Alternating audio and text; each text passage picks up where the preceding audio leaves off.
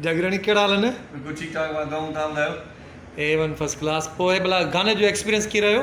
ज़बरदस्त रहियो माशाल्लाह, ॾाढो सुठो गानो कयोसीं। पर सिंध वासियुनि उहा मोट नरमी जेका ॾियणु खपे आहे। असुल में छा आहे त असां जेकॾहिं पंहिंजनि ड्रामनि में बंदूक ॾेखारियूं था, असां जेकॾहिं पंहिंजनि ड्रामनि में ॿनियूं ॿार ऐं ख़ासि तौर ते जेको इलाइक़ाई असांजो रंग आहे उहो ॾेखारियूं था त पोइ माण्हू चवनि था त हीअ ॼट आहिनि हीअ सुधरंदा कोन, हीअ तरक़ी न कंदा, हिन में जिदत न ईंदी। पर जेकॾहिं सुठो को स्टैंडर्ड वारो को सॉन्ग कयूं था त पोइ वरी माण्हू चवनि था त हीअ बेहया आहिनि, बेशरम आहिनि। मूंखे ॾाढो अफ़सोस थियो। हाणे ॿई तूं ॿियूं वञो हेठि।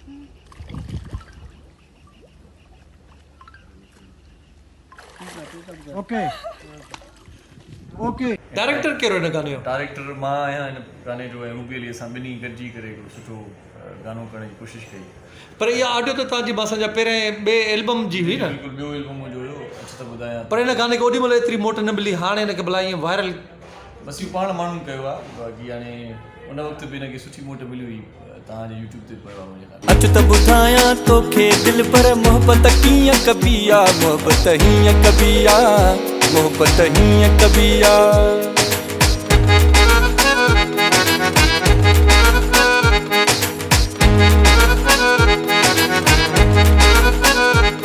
हा मुंहिंजे यूट्यूब ते आहे, पर हींअर जेका मोट मिली आहे ओड़ी कोन्हे। इहे सभु माण्हू जेकी बि इहे चवनि था दिल्ली तौर ते हिननि 50 चकर गानो ॾिठो आहे। मां दिलि सां चवां थो, जेके बि माण्हू इहे तनक़ीद कंदा हिननि 50 चकर 100 चकर इहो गानो ॾिठो आहे।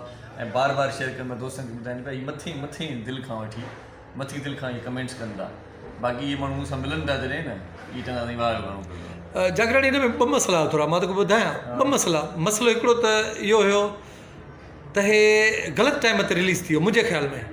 असुल में उहो सबबु हुयो त आउट थी वियो पहिरियां ई असांजो गानो, कंहिं संगती साथी आउट करे छॾियो असांजे चैनल ते, ऐं सिंध टी वी खां अॻु में आउट थी वियो। पोइ असां तकड़ में पोइ पंहिंजो ओरिजिनल जेको HD क्वालिटीअ में उहो पोइ ॾिनोसीं, मजबूर थी पिया। नंबर 2 गाने में हिकु अधु शॉट मूंखे अहिड़ो वलगल लॻो।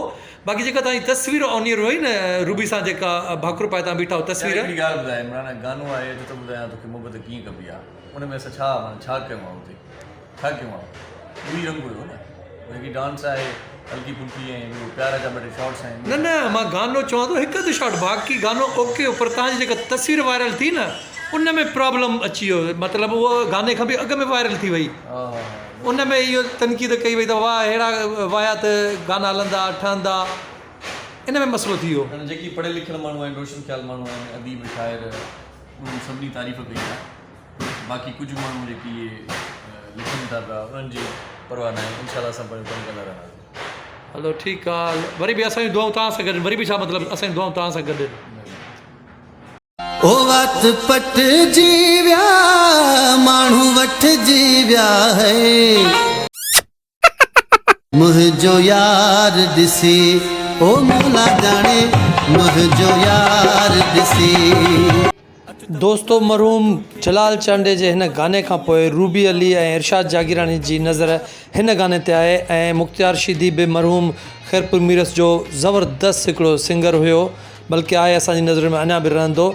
त हीउ गानो बि उन्हनि जी नज़र में आहे। नेक्स्ट वीडियो हिन गाने ते ठाहिण जे लाइ रेडी आहिनि। आजा टपड़ा तूं चमकाइण छॾ, इहे मिसियूं मुसाग तूं लाइण छॾ, मूं पारा दीवाना थी वेंदई, चमकीला कपड़ा पाइण छॾ।